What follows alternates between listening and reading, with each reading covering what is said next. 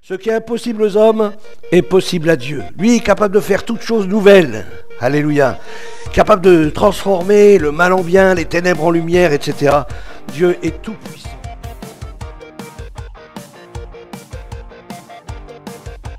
Jésus, Dieu avec nous. Jésus, Dieu avec nous. Alors bien sûr, dans la période de Noël, je me suis dit, je ne vais pas prêcher sur Pâques. On va rester sur la naissance, hein, ça me paraît un peu... Alors on va parler quand même un petit peu de la naissance du Seigneur, mais je ne vous donnerai pas la date du 25 décembre, ne m'accrochez pas sur ce point-là, parce que je sais que ce n'est pas le 25 décembre qu'il est né, hein. Vous le savez aussi, j'espère. Voilà. Et là ils vont dire, ah maintenant c'est le 24, non. Et puis pas non plus à minuit, hein, si, à minuit. Bon. La naissance miraculeuse annoncée plus de 750 ans avant sa venue. Plus de 750 ans avant sa venue, dans Ésaïe, chapitre 7, versets 13 à 14. Je pense que vous connaissez tous ce verset. « Écoutez donc, maison de David, est-ce trop peu pour vous de lasser la patience des hommes, que vous lassiez encore celle de mon Dieu ?» On pourrait dire déjà, ça commence mal, hein. Ça commence mal, oui. Je dis pas qu'il y a une voiture qui gêne. Une Fiat noire. Oh, c'est Agnès.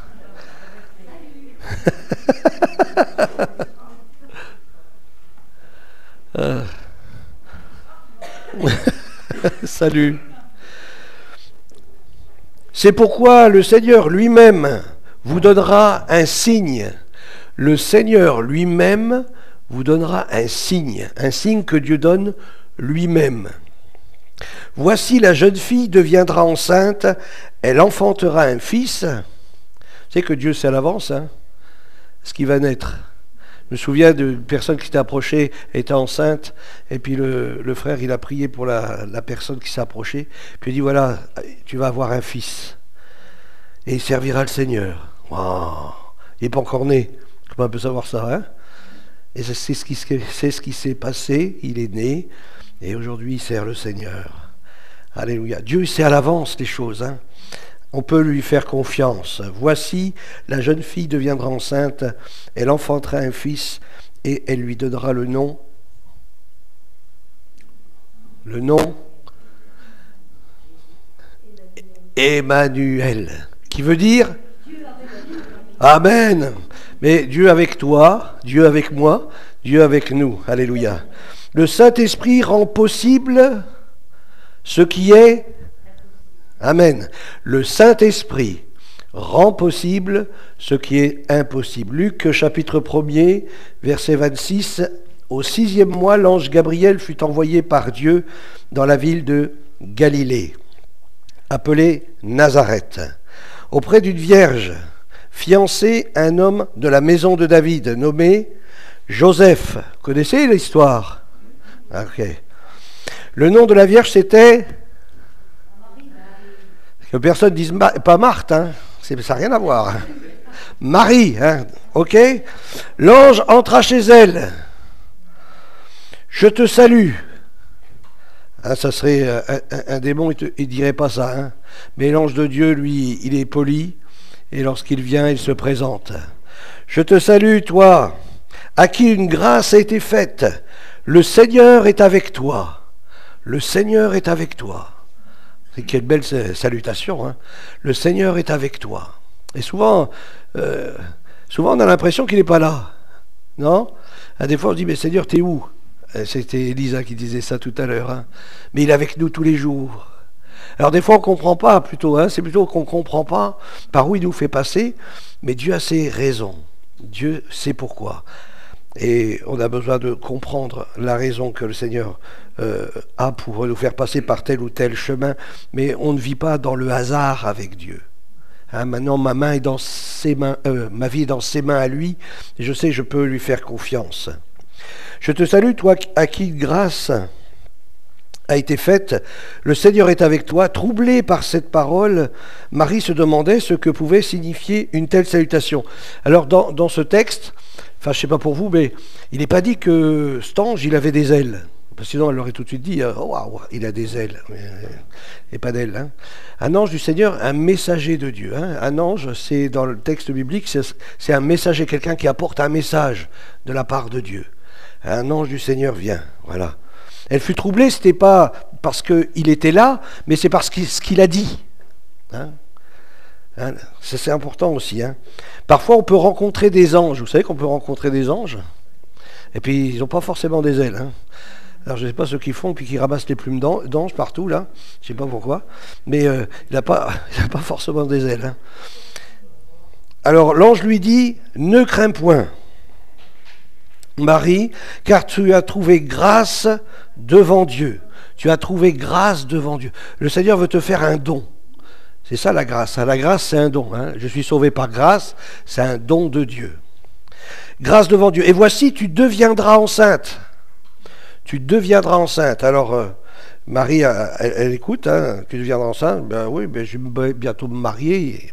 Normalement, oui. Je pense que ça va bien arriver dans la suite des temps. Hein. Pour elle, pour l'instant, ça a l'air d'être normal. Hein. Tu enfanteras un fils. Ouais, ben, super. Tu lui donneras le nom de Jésus. Il sera grand et sera appelé fils du Dieu très haut. Et le Seigneur Dieu lui donnera le trône de David son père. Waouh! Il régnera sur la maison de Jacob éternellement et son règne n'aura point de fin. Vous entendez ça, qu'est-ce que vous faites? Vous dites, ouais, ça y est, mon fils, il va déjà être président de la République. Hein? C'est déjà annoncé, il sera le plus haut dans le pays. Je ne pense pas qu'elle savait ce qui allait se passer. Hein? Parce qu'une telle promesse, mais ce qu'il y a, c'est qu'entre-temps, il y avait la croix. Entre-temps, il y avait la croix. Et des fois, Dieu nous fait des promesses, mais on ne sait pas que pour atteindre cette promesse-là, ben, peut-être il y a des moments peut-être un peu plus difficiles où Dieu va former. Qu'est-ce que Dieu cherche à former? Notre caractère. Notre caractère. Il y a beaucoup qui veulent, moi je veux servir Dieu. Oh, c'est bien, c'est bien une bonne aspiration. Est-ce que tu es prêt? Oh oui, moi je suis prêt, moi je vais renverser le monde. Ouais, t'as raison, ouais. Bon ben déjà, tu vas prendre un petit temps, et puis on va voir dans quelques temps comment que ça va se passer. Sois fidèle. Sois fidèle. Et puis on voit qu'au fur et à mesure du temps, bien il y a des combats, il y a des luttes, etc. C'est pour ça que la parole de Dieu nous dit d'attendre que celui qui sert le Seigneur ne soit pas trop jeune, hein, mais qu'il attende un petit peu. Parce qu'il faut qu'il y ait quelque chose qui mûrisse dans sa vie, surtout c'est son caractère, le caractère divin. David avait reçu l'onction, vous vous souvenez, hein, lorsque Samuel est venu vers lui. C'était un jeune garçon, il avait quel âge? 16, 17? Vous n'étiez pas là, moi non plus, mais c'était jeune. Hein. Et puis, et quand est-ce qu'il est devenu roi? Eh bien, pas la semaine suivante, ni le mois suivant, mais il a fallu qu'il attende un bon moment. Mais la promesse, elle était là. Mais ce qu'il n'avait pas dit, c'est qu'il vivrait la persécution, que Saül, il va le pourchasser. Ça, il ne l'avait pas dit, Samuel. Il a dit juste, tu seras roi d'Israël. Mais il n'a pas dit comment allaient se passer les choses pour devenir roi. Et heureusement que David est passé par ces moments-là, parce que ça a formé son caractère. Et quand David est venu sur le trône, bien c'était un homme qui savait ensuite gérer les choses, et qui a pu dire à Méphibosheth, viens manger à ma table, au lieu de le raccourcir. Hein. Viens manger à ma table, j'ai fait une promesse à ton père, Jonathan, et puis viens manger à ma table, Méphibosheth. La grâce. Je crois que quand on a connu la grâce de Dieu, qu'on a connu aussi des moments difficiles, je crois que c'est plus facile d'aider les autres et de les soutenir, de leur tendre la main. Parce que nous aussi, et vous aussi, vous avez passé par des temps difficiles. Il y a des gens qui disent, oui, moi avant de venir au Seigneur, mon couple était explosé. Et puis avec la grâce de Dieu, ça s'est raccommodé, avec le Seigneur, bien, de nouveau on marche ensemble. Et vous savez que ce n'est pas hasard. Hein. Dieu va utiliser ce couple pour venir en aide à d'autres couples en difficulté. Et c'est souvent le cas. Hein. C'est souvent le cas. Il y a des gens qui ont vécu aussi d'autres choses, d'autres parcours de vie. Et ce parcours de vie-là, il sert pour le royaume de Dieu. C'est le diable, il fait une œuvre qui le trompe. Il croit vouloir nous écraser. Vous savez, notre famille, elle était dans l'occultisme depuis plusieurs années, peut-être plusieurs même générations. Mais quand Dieu nous a délivrés de l'occultisme, on a pu rendre témoignage et apporter la libération à d'autres qui étaient dans l'occultisme. Et je crois que c'est important. Dieu nous fait parcourir des chemins que nous ne comprenons pas ou permet certaines situations, mais c'est pour nous former, pour nous préparer à son œuvre. L'ange lui dit, ne crains point Marie, car tu as trouvé grâce devant Dieu, et voici, tu deviendras enceinte, tu enfanteras un fils, tu lui donneras le nom de Jésus. Il sera grand et sera appelé fils du Très-Haut, et le Seigneur Dieu lui donnera le trône de David son père, et il régnera sur la maison de Jacob éternellement, et son règne n'aura point de fin. Marie dit à l'ange, mais comment cela se fera-t-il, puisque je ne connais point d'homme? Et l'ange lui répondit, le Saint-Esprit viendra sur toi. Le Saint-Esprit viendra sur toi. Et la puissance du Très-Haut te couvrira de son ombre. C'est pourquoi le Saint, le Saint-Esprit, il fait que du Saint. Hein. Le Saint qui naîtra de toi sera appelé Fils de Dieu. Fils de Dieu. Imaginez que vous recevez une telle parole. Je parle pour les sœurs, hein. Une telle parole, avec une telle promesse, une telle chose comme ça. Oh, comment c'est possible, Seigneur? Alors, là, ça nous parle d'un enfant, mais peut-être aussi, ça peut être de quelqu'un qui est stérile, qui est au milieu de nous, qui est stérile, qui ne peut pas avoir d'enfant. Puis il reçoit une parole de Dieu en disant, le Seigneur veut, désire, ou met quelque chose dans ton ventre. Il met dans la vie. Hein? Le Seigneur va restaurer. Ce qui est impossible aux hommes est possible à Dieu. Lui est capable de faire toutes choses nouvelles. Alléluia. Capable de transformer le mal en bien, les ténèbres en lumière, etc. Dieu est tout puissant. Dieu est tout puissant. Le problème que souvent nous on peut avoir, c'est de limiter Dieu. On croit que Dieu, moi je crois que tu peux le faire, mais bon, je sais pas trop. Apprenons à ne pas limiter Dieu. Oui, c'est possible. C'est possible, parce qu'à Dieu, rien n'est impossible. Ce qui est impossible à Dieu, c'est parce que nous ne croyons pas ce qu'il dit. Là, Dieu ne peut pas agir. Là, nous bloquons Dieu parce que nous n'y croyons pas nous. Comprenez? Sinon, parce que Dieu, lui, veut agir. Mais c'est nous, parfois, qui mettons des obstacles pour que la promesse se réalise. Voici Élisabeth, ta parente, a conçu, elle aussi, un fils en sa vieillesse. Waouh! Rien n'est impossible à Dieu. Alléluia. Pour Élisabeth, dans sa vieillesse, elle est tombée enceinte. Alors il y en a que peut-être ça se passerait aujourd'hui, diraient, ma soeur, il faut que tu te fasses avorter, ou enfin je dirais pas ma soeur, mais dire madame, il faut que vous fassiez avorter parce que vu l'âge que vous avez, ça peut être quelqu'un qui a un problème de santé, etc. Alors je ne sais pas s'il y a des gens ici à qui on a dit ça, et puis fin de compte, ils ne sont pas fait avorter, et puis l'enfant est venu, puis qui était complètement normal. Vous n'avez pas entendu des témoignages de ce style-là? Ah, voilà, vous savez. Alors, c'est important de dire non, moi j'ai décidé c'est de croire dans le Seigneur. Si le Seigneur il m'a donné un enfant, ben je veux croire que cet enfant va arriver en bonne santé. Allez, alors on invite l'Église à prier, on prie les uns pour les autres, et quand l'enfant naît, il est en bonne santé. C'est la grâce de Dieu. Car rien n'est impossible. Est-ce que tu es prêt à croire, quitte à être persécuté? Hein,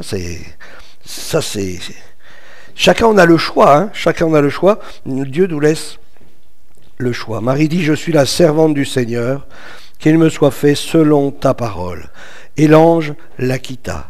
Dans ce même temps, Marie se leva et s'en alla en hâte vers les montagnes, dans une ville de Juda. Elle entra dans la maison de Zacharie et salua Élisabeth. Dès qu'Élisabeth a entendu la salutation de Marie, son enfant, dans son sein, en elle, hein, son enfant, il tressaillit dans son sein, et il fut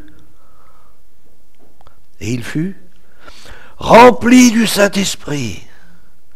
Alors, je ne sais pas s'il parlait en langue dans le ventre. Hein, mais... Il fut rempli du Saint-Esprit, vous imaginez, hein, c'était qui était là? C'était qui? Jean-Baptiste, hein? Vous suivez, hein? Je crois que l'heure du repas est... C'était Jean-Baptiste. Jean-Baptiste était rempli du Saint-Esprit dans le ventre de sa mère. Vous vous rendez compte? Quelle aventure, hein?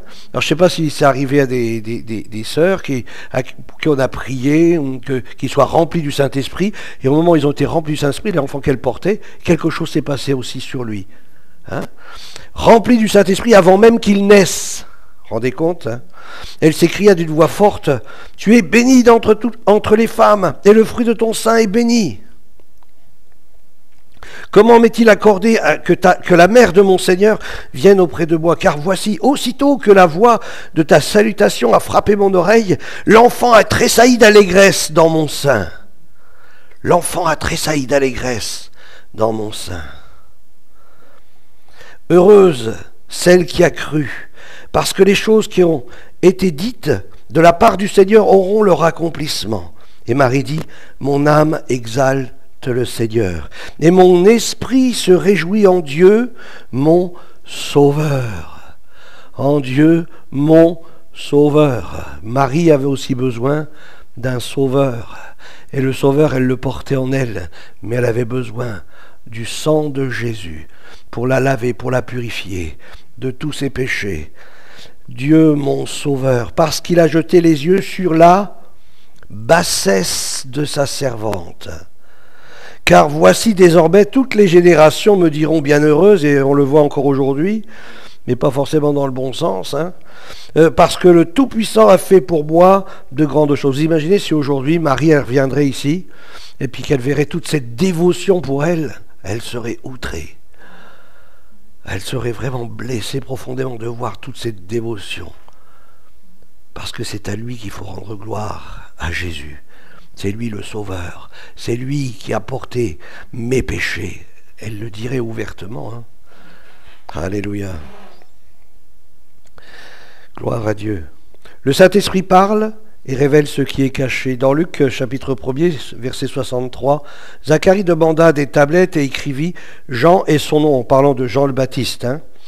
Et tous se furent dans l'étonnement. Au même instant, sa bouche s'ouvrit. Vous savez qu'il a été rendu muet parce qu'il n'a pas cru ce que l'ange venait lui dire, que son épouse était enceinte. Alors il l'avait rendu muet et lui avait dit que sa bouche allait s'ouvrir lorsqu'il irait et qu'il dirait que Jean est son nom. Au même instant, sa bouche s'ouvrit, sa langue se délia et il parlait bénissant Dieu. La crainte s'empara de tous les habitants d'alentour et dans toutes les montagnes de la Judée. C'est vrai que là-bas, le téléphone, ça allait vite, hein. Il n'y avait pas de portable, il n'y avait pas de réseaux sociaux, mais l'information, elle courait à une vitesse. On s'entretenait de toutes ces choses. Tous ceux qui les apprirent les gardèrent dans leur cœur en disant « Que sera donc cet enfant ?» Et la main du Seigneur était avec lui. Zacharie, son père, fut rempli du Saint-Esprit. Zacharie fut rempli du Saint-Esprit et il prophétisa. Ah, quand on est rempli du Saint-Esprit, qu'est-ce qui se passe? Mais il y a des dons spirituels. Être rempli du Saint-Esprit, c'est pas juste pour moi. Hein, être rempli du Saint-Esprit, c'est pour être une source d'édification pour l'autre, pour apporter à l'autre, à mon frère, à ma sœur, même à celui qui ne connaît pas Dieu, lui apporter une parole de Dieu, quelque chose de la part du Seigneur. Il prophétisa en ces mots, « Béni soit le Seigneur, le Dieu d'Israël, de ce qu'il a visité et racheté son peuple. » Quelle vision! Il avait une vision prophétique de la personne de Jésus. Et nous a suscité un puissant sauveur. Un puissant sauveur. Alléluia. Dans la maison de David, son serviteur. Comme il l'avait annoncé par la bouche de ses saints prophètes des temps anciens. Un sauveur qui nous délivre de nos ennemis. Un sauveur qui nous délivre de nos ennemis. Bien sûr, les juifs religieux de l'époque, ils croyaient que c'était des Romains. Mais ce n'est pas eux les ennemis. Hein? C'est celui qui veut nous faire manger la poussière. Hein. Puis aussi, c'est notre chair. Hein, parce que Christ, en mourant sur la croix, il nous donne la victoire sur notre ennemi, notre chair, le vieil homme. Alors il nous a dit ensuite, comme il l'avait annoncé par la bouche de ses saints prophètes des temps anciens, un sauveur qui nous délivre de nos ennemis et de la main de tous ceux qui nous haïssent. Tour. Christ, lui, la lumière du monde, a fait de nous des lumières dans ce monde pour annoncer sa parole, en vertu de laquelle le soleil levant nous a visités d'en haut pour éclairer ceux qui sont assis dans les ténèbres et dans l'ombre de la mort, pour diriger nos pas dans le chemin de la paix. Alléluia. Jésus est la lumière du monde. Alléluia. Dieu nous a donné un puissant sauveur. Un puissant sauveur. Dans Ésaïe chapitre 9, il nous est dit, on l'appellera... Vous connaissez ces versets? Admirable, hein? On l'appellera admirable. Est-ce que tu as déjà appelé Jésus admirable? Eh bien, si tu ne l'as jamais fait, mais je t'invite à le faire, parce qu'il est admirable. Et d'ailleurs, nous l'admirons. Hein. Il est tellement merveilleux, notre Seigneur. Vous savez, on peut faire plein de choses, mais si Jésus n'est pas au centre, on les fait en vain. Ça ne sert à rien. On brasse du vent. Même si c'est même si c'est des choses sociales, ça ne change rien. Le Seigneur est venu les sauver, nos âmes, sauver les âmes qui ont besoin de le rencontrer. On l'appellera admirable, conseiller. Ah, est-ce que tu vas chercher le Seigneur pour chercher les conseils auprès de Dieu, hein? Seigneur, tu es mon conseiller. Alors, lorsque tu le dis, bien souviens-toi que tu l'as dit. Hein? Alors ne cherche pas conseil après les autres, viens chercher conseil d'abord auprès de lui. Alléluia. Emmanuel, on l'a dit tout à l'heure, Dieu avec nous, avec toi, chacun d'entre nous. Dieu puissant. Dieu puissant. Est-ce que tu as déjà appelé Jésus? Seigneur Jésus, tu es un Dieu puissant. Tu es le Dieu puissant. Hein? C'est important de confesser ces choses. Hein? De l'appeler par son nom, parce que ce sont ses noms. Hein? C'est peut-être à d'autres endroits. Mais moi, dans Isaïe 9, il dit « Père éternel ». C'est quand on dit « Père éternel ». Il y en a qui croient qu'ils prient le Père. Mais non, mais le Père et le Fils, moi et le Père, nous sommes un. Alors quand tu dis Père éternel, tu parles aussi bien au Père qu'au Fils qu'au Saint-Esprit. Père éternel, Père éternel. Prince de la paix, Prince de la paix. Alléluia. Quel beau nom, hein, tous ces beaux noms-là. On l'appellera comme cela. Dans Matthieu 4, verset 12, Jésus, ayant appris que Jean avait été livré, se retira de la Galilée, il quitta Nazareth et va demeurer à Capernaum, situé près de la mer, dans le territoire de Zabulon et de Nephtali. Vous avez vu, Jésus l'a déménagé. Moi, ça fait drôle la première fois que j'ai lu ça. Jésus l'a déménagé. Hein? Si, c'est vrai. Hein? Ayant appris que Jean avait été livré, il se retira de la Galilée, il quitta Nazareth, hein, donc il a pris ses bagages, il a pris ses valises. Alors Marie était peut-être avec lui. Ils ont déménagé de Nazareth pour aller habiter où? À Capernaum. Capernaum. Faites des études bibliques, vous allez voir, c'est formidable. Situé près de la mer. Bon, c'est sûr que j'aimerais bien aussi aller déménager, aller près de la mer. C'est plus agréable. Hein? Près de la mer, dans le territoire de Zabulon et de Nephtali, afin que s'accomplit. Il n'y allait pas parce qu'il avait envie d'aller voir la mer ou d'aller bronzer. Non, c'était pas. Il allait selon la parole de Dieu, selon comment le Seigneur le conduisait. Hein, c'est important que chacun d'entre nous aussi, on ne fasse pas n'importe quoi, mais que nous nous laissons conduire par le Saint-Esprit dans les œuvres que Dieu a préparées d'avance pour moi.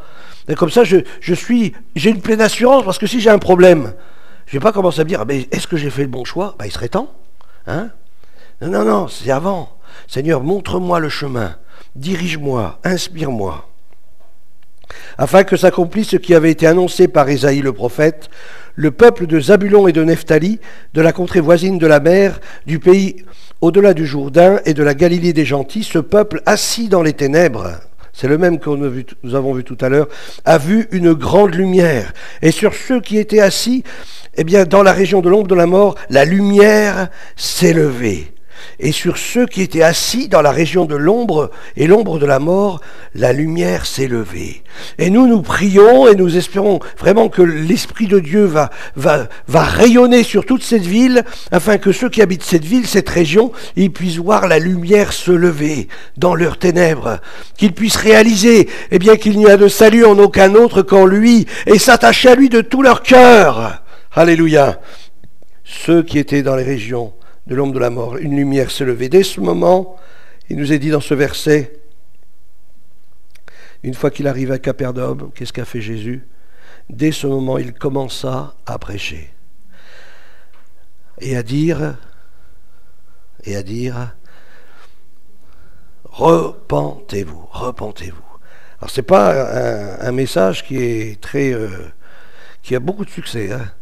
Repentez-vous, dire à quelqu'un, il faut que tu te repentes de tes péchés. Mais vous savez, lorsque le pasteur il m'a dit ça la première fois, déjà je ne savais même pas ce que ça voulait dire, mais je l'ai dit, je l'ai demandé, parce que je lui ai dit, mais tous ces gens-là, ils sont heureux, mais moi j'aimerais bien voir ce bonheur qu'ils ont. Mais il n'a pas dit, fais comme eux, réjouis-toi, non, il m'a dit, repens-toi.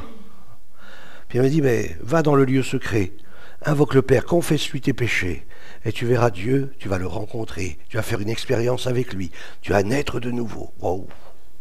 J'ai commencé à faire ce qu'il m'a dit. C'est bien d'écouter les pasteurs. Ils disent pas que des bêtises. Hein. Mais là, j'ai fait ce qu'il m'a dit, puis ça a marché. Hein, ça ne s'est pas fait du jour au lendemain.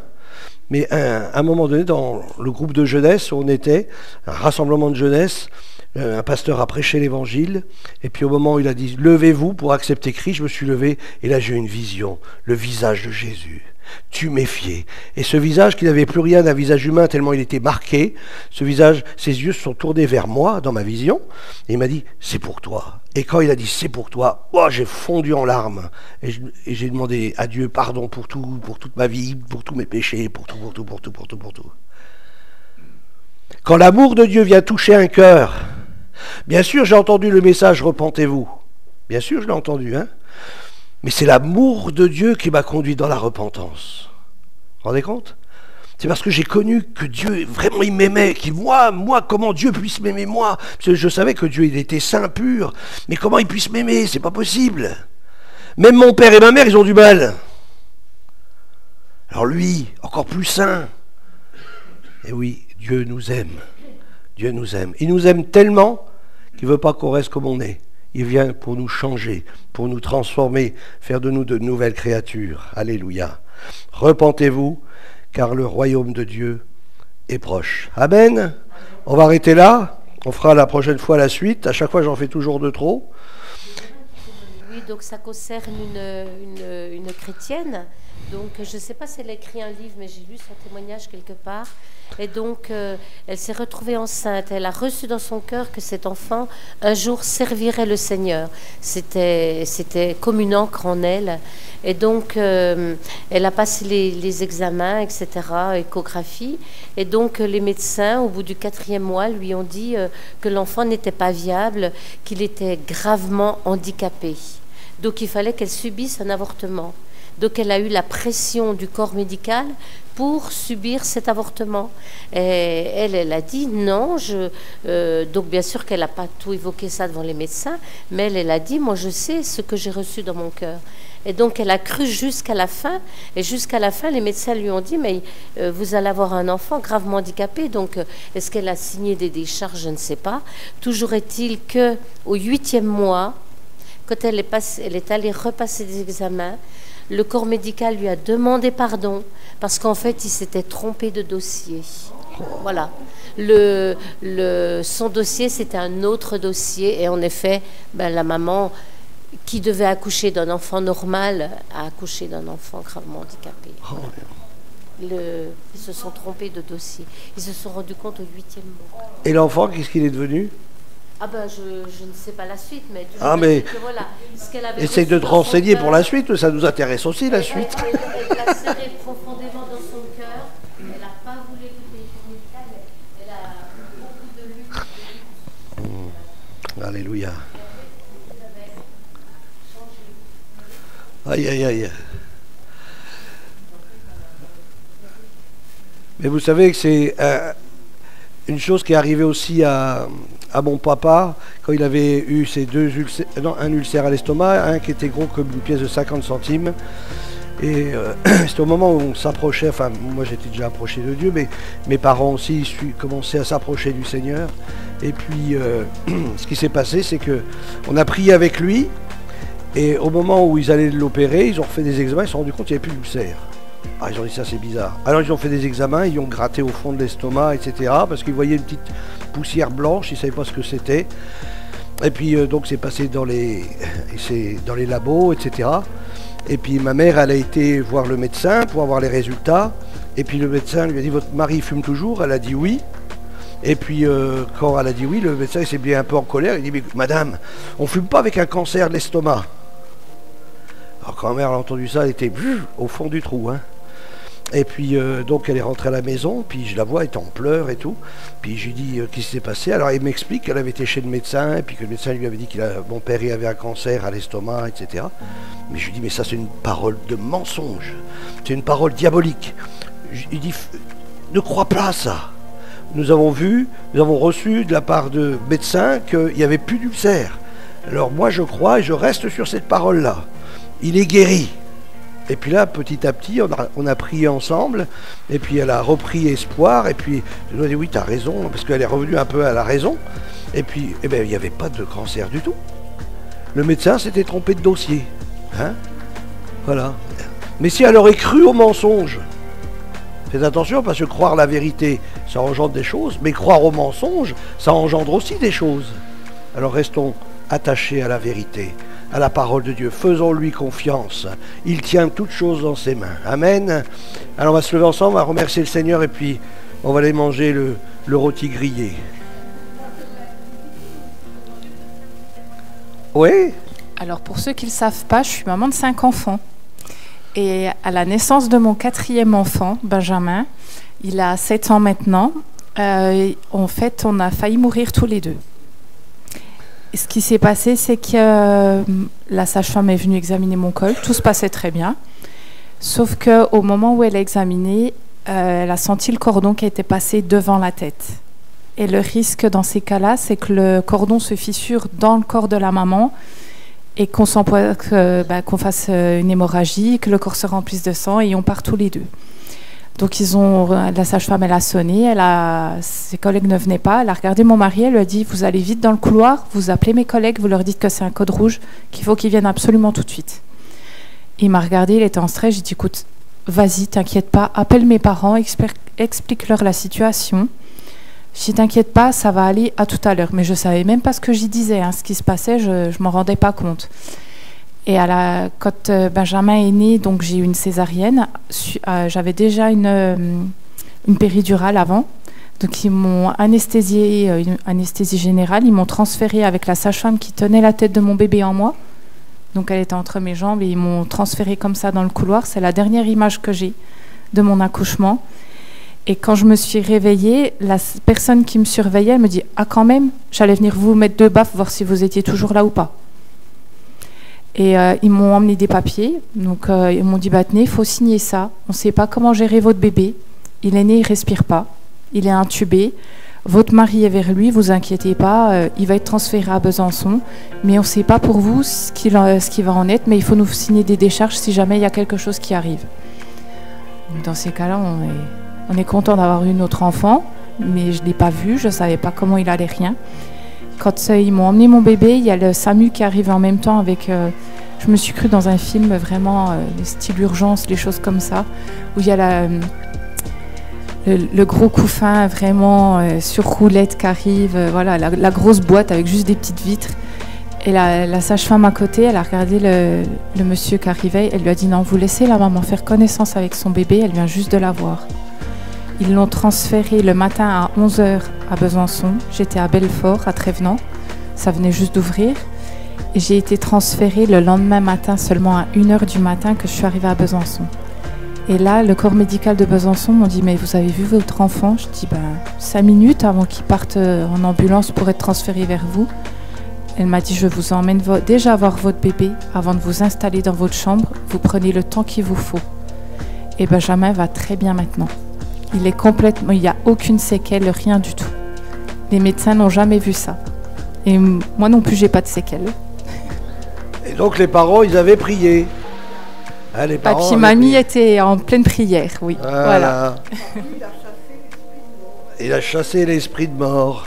Alléluia. Seigneur, nous te bénissons et te rendons grâce. Parce que tu es le Dieu qui fait toutes choses à merveille.